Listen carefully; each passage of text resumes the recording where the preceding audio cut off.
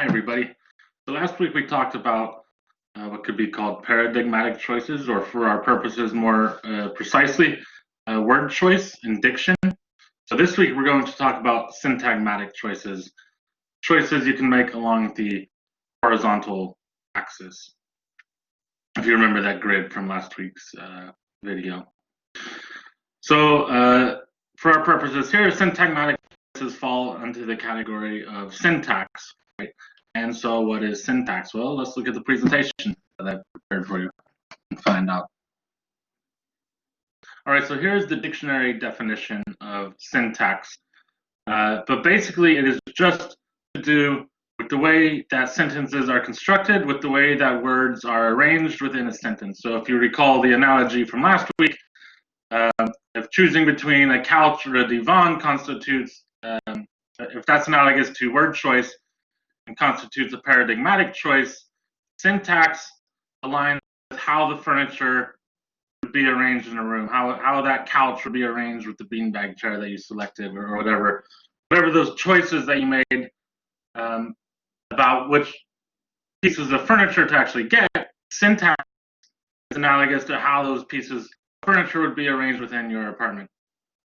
So basically, it's just the way that sentences are constructed, the way that the words within the sentences are pieced together with one another in relation to one another.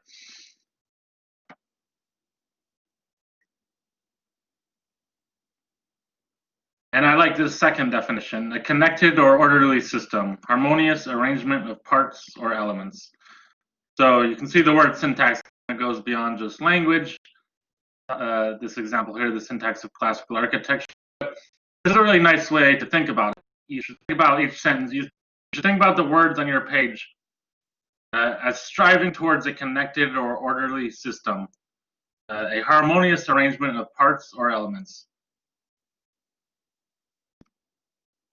All right, so we're only dipping into the wide world of syntax today. There's a lot of things that are encompassed by syntax, and we'll talk about some of those things, some of those other things going forward. But for today, we're just going to look at three different aspects of syntax that are common issues that often impede sentence clarity, and we're striving towards more clarity, more precision, right? So these are three aspects we're going to look at today: misplaced modifiers, wrangling modifiers, and the passive versus the active voice. So a modifier can be either a single word or a phrase, okay? So adjectives and adverbs kind of fall into this category of modifiers. But a modifier can also be determined by something like a preposition, such as, on the table, the cat ate its milk. Or it could state an ongoing action, such as something like, while cooking, Jeffrey sipped his tea, right? So in that case, while cooking would be the modifier. In the case of the cat on the table, drank its milk. The cat on the table drank its milk. On the table would be the modifier, right? But you could also say the furry cat drank its milk, in which case the word furry would be the modifier. You could say quickly the cat drank its milk, and quickly would be the modifier. So a modifier, whether it's a single word or a phrase, it can usually be removed from the sentence without destroying the grammatical integrity of that sentence.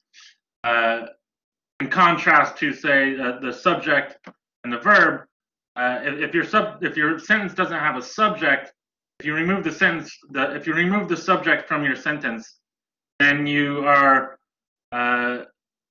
then you've destroyed the grammatical integrity of your sentence. It's no longer grammatical correct if it doesn't have a subject, right? Same with the predicate. So you could say that the cat quickly drank its milk on the table. You could remove on the table. You could remove quickly. You just say the cat drank its milk. You could even remove its milk and just say the cat drank. But if you remove cat, then the sentence is no longer a sentence. If you remove drink, then the sentence is also no longer a sentence. So if you just say the cat That's not a sentence. Or if you say drink, that's not a sentence. Right? And you can't even say drank quickly on the table. Right? You can keep the modifiers in, but that's no longer a sentence because it doesn't have a subject. So a modifier, it's not crucial to a sentence, but it describes, clarifies, or gives more details about other words in a sentence. So a misplaced modifier is a modifier occupying the wrong place in a sentence. A misplaced modifier can lead to awkward, confusing, or unintentionally humorous sentences, right? So sometimes you get this sort of silly effect. And comedians such as the famous Groucho Marx back in the day, he often exploited this to create jokes, and such as one that's very famous that maybe you've heard. I once shot an elephant in my pajamas. How he got in my pajamas, I'll never know.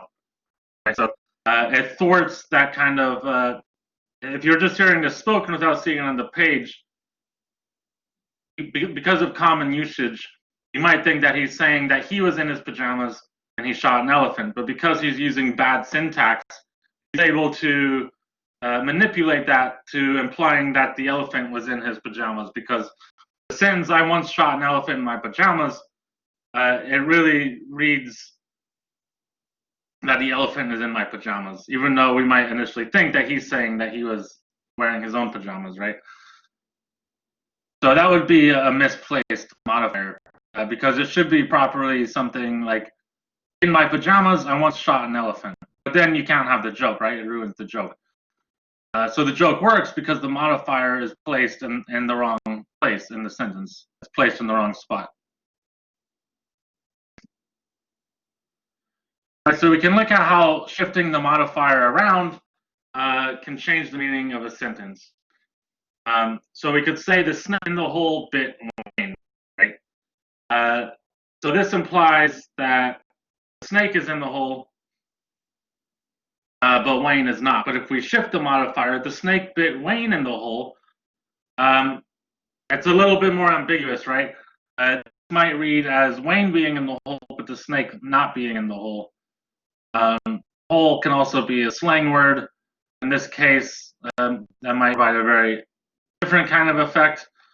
But for all intents and purposes, by shifting the modifier, we've shifted who is actually in the hole, or at least created some ambiguity about who's in the hole. However, if we say in the hole, the snake bit Wayne, that seems much more like Wayne and the snake are both in the hole. There's very little, or at least much reduced ambiguity there. In the hole, the snake bit Wayne, it makes it seem as if they're both in the hole, as opposed to the first two sentences where it's either placing one of the characters in the hole or creating some ambiguity about who's in the hole, right? So you can see without even, in contrast to the paradigmatic choices, right? We're not changing any words here, okay? We're only shifting the order of the words, and in so doing, we actually change the meaning of the sentence, right? So there's two ways that words convey meaning: the actual choice of the words, and then how the words are arranged. So why is this sentence problematic, and how can it be corrected? Lula beckoned to her beagle, opening a can of puppy chow, and poured the food onto a silver platter. Right, so you should realize, if you're reading this as a proper grammatical sentence, that what's happening here is that the beagle, opening a can of puppy chow, is the modifier here, okay? And it's modifying the word beagle in this case because of its placement in a sentence. But this would be a misplaced modifier, probably, because more than likely the beagle is not the one opening the can of puppy chow.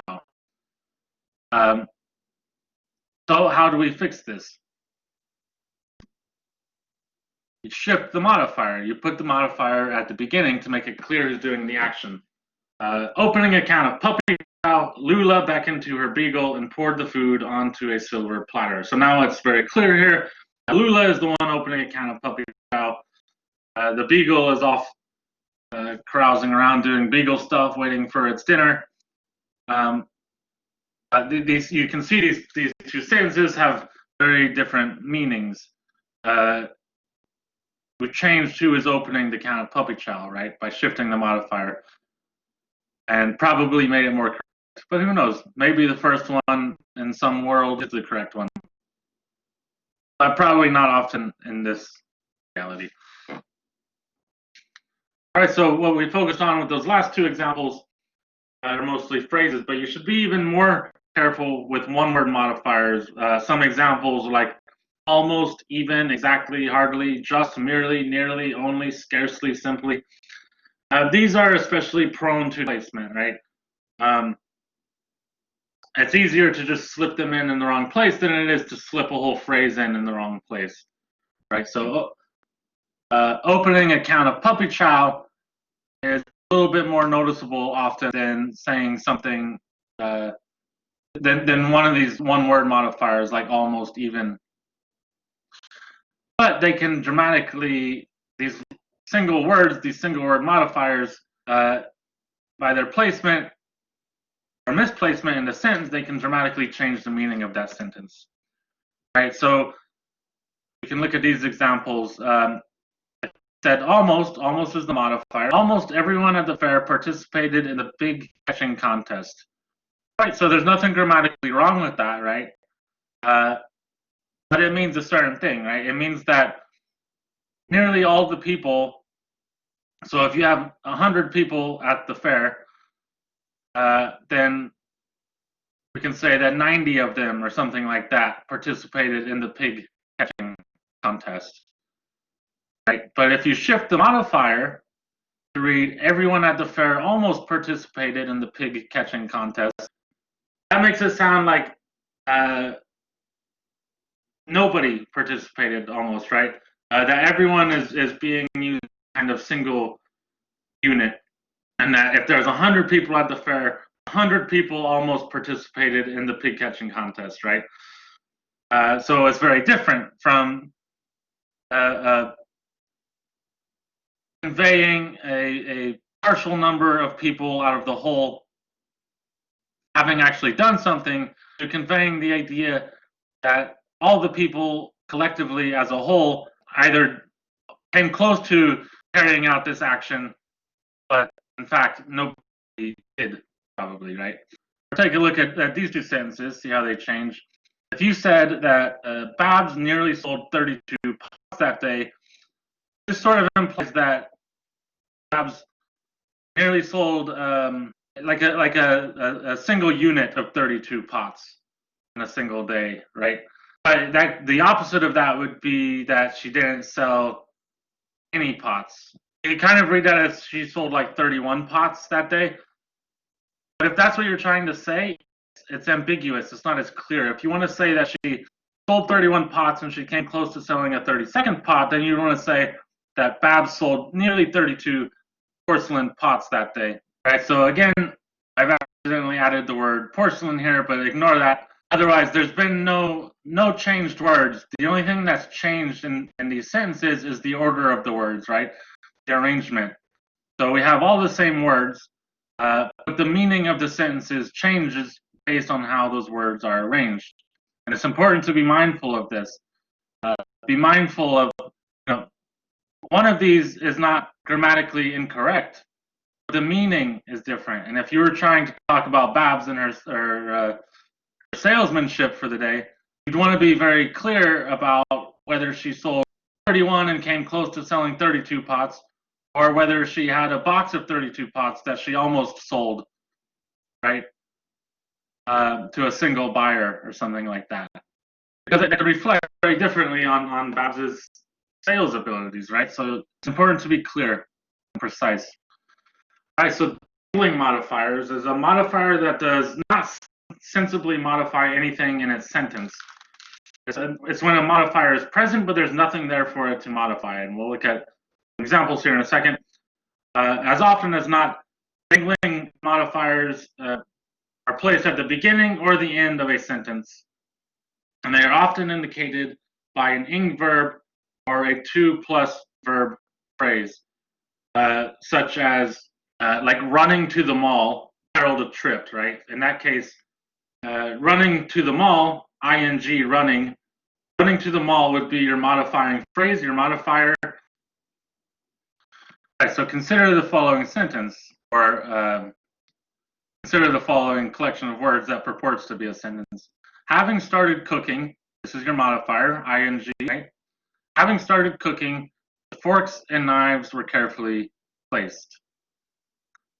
So this is a problem because what does having started dinner modify? There's nothing there for it to modify. It doesn't say who started dinner. So the sentence here should be so-and-so carefully placed the forks and knives, or the forks and knives were carefully placed by so-and-so. But there's no subject here, right? There's no subject to the sentence. Forks and knives are not subjects. They are objects, right? They're object nouns. So we have this modifier, and there's nothing being modified. So there's three different ways you might correct this sentence. Name the appropriate doer of the action as the subject of the main clause. So you have to figure out who is placing the forks and knives. In this case, I've decided that it's little Donnie. You put little Donnie as the doer of the action into the main clause. In other words, you'd be forming this into an actual sentence. So, having started cooking, little Donnie carefully placed the forks and knives. And you could get rid of the modifier, and this still serves as a complete sentence. Little Donnie carefully placed the forks and knives. So, having started cooking just acts as a modifier, okay? Clarifying what little Donnie was doing when he carefully placed the forks and knives. So another way to fix it is to place the subject of the action within the dangling modifier. As little Donnie started cooking, he carefully placed the forks and knives. Right? So he carefully placed the forks and knives is a complete sentence, right? And as little Donnie started cooking is still a modifier. But within the modifier, it makes clear who he is, in case we didn't know. So if we already knew that little Donnie was the doer of the action, then we could say, as he started cooking, he carefully placed the forks and knives. Or you could say, as he started cooking, little Donnie carefully placed the forks and knives. But also, if you were to say, as he started cooking, little Donnie carefully placed the forks and knives, you'd have to be careful with that, because that could change the meaning too, right? If there's another person that the pronoun he might be referring to, and little Donnie is a second person. If you put little Donnie first, we know it seems more clear that little Donnie is also he, but it's not necessarily the case, right? There could be some mix-up here. He might refer to another person. That would be made clear in the surrounding paragraph, right? So a third way to correct that faulty sentence imposture is to combine the phrase and clause. So little Donnie carefully placed the forks and knives as he started cooking. Right, so as he started cooking remains the modifier slightly altered, and little Donnie carefully placed the forks and knives remains the complete sentence. All of these are now complete sentences, meaning close to the same thing, modifier intact, subject and predicate intact, and much more clear. All right, so the final aspect of syntax that I'm going to talk about today, again, there are many more, we've barely scratched the surface. We'll talk about more soon. But there's the issue of the passive versus the active voice. So hopefully this is a bit of a review, but the passive voice indicates what is receiving action, not who or what is doing the action. Right, so the verb takes the form of to be plus a past tense transitive verb. So if you said the car was driven, was is the to be, and driven is the past tense transitive verb, right? So if you said something like car was driven, that would be a passive voice. And you could also add, it's still passive if you say who's driving it, but if you construct it that way. So if you say the car was driven by Tom, that would be the by phrase and still the passive voice. But the active voice, on the other hand, indicates who or what is doing the action and is generally clearer and more straightforward. With the active voice, you can't take away the doer of the action without destroying the grammatical integrity of the sentence. But if you said, Tom drove the car, and Tom becomes the subject, and you can't get rid of Tom, right? It's a complete sentence in and of itself, constructed through the active voice. It's much more clear, it's much more precise, it's much more efficient. So here's some examples. In the passive voice, you could say, the sloth's hair was slowly combed. If you switched out to the active voice, you'd have to figure out who the subject is, who is combing the sloth's hair. In this case, I've decided that it's Edward, but you could put any noun in here, right? You could say, Sarah slowly combed the sloth's hair, Martha Stewart slowly combed the sloth's hair, right? So that you have a paradigmatic choice to make here. And if it's completely imaginary, you could put just about anything in, right? You could even say like the orange slowly combed the sloth's hair. It's nonsensical, but grammatically it's correct. But in this case, I've imagined that Edward slowly combed the sloth's hair. We have Edward as the subject, combed as the comb the sloth's hair is the predicate, combed being the main verb. It's active. We know who's combing this hair, as opposed to this passive construction where it's mysterious who's combing the sloth's hair slowly. You could say, with another example, several mistakes were made by the astronauts. So we know who made the mistakes, but it's a little bit flimsier. It's a little bit more awkward. In contrast to just saying the astronauts made several mistakes. And you can also see that you can get rid of the by the astronauts here. You could just say several mistakes were made and have a complete sentence in the passive voice, but without knowing who made the mistakes. So another example, the passive voice, a cake was baked. Well, you don't know who baked the cake. So you could rearrange it with the active voice and state clearly who baked the cake. In this case, it was Kanye West. Kanye West baked the cake, right? So we have all the information we need. In the passive voice, we're lacking information. We're lacking the subject. We're lacking the identifier of who baked the cake. When it's rearranged into the active voice, though, you can't make it into a complete sentence. You can't say baked a cake. That's not a complete sentence, right? But we have all the information we need. We know who baked the cake. We know that we have Kanye West to thank for our dessert in this case, rather than some mysterious person behind the curtain in the kitchen, or what have you. Now, as I pointed out, that a cake was baked is in fact grammatically correct. It is a complete sentence. Or several mistakes were made by the astronauts. The sloth's hair was slowly combed. These can all be considered grammatically correct. So the question is the passive voice a poor choice in every circumstance? And the answer is basically no. The passive voice does have its place, especially if the writer is trying to conceal information, right? So we can look at this example. I've created this scenario. Say that you are house sitting for your friend Geraldine, taking care of her pet chimpanzee while she went on a business trip to Mars. Upon her return, she finds that her chimpanzee has fled the house and is nowhere to be seen. She emails you asking what happened, and you recall that you were watching TikTok videos when you left and thereby neglected to lock the door. You might perhaps wish to downplay your negligence when you respond to Geraldine.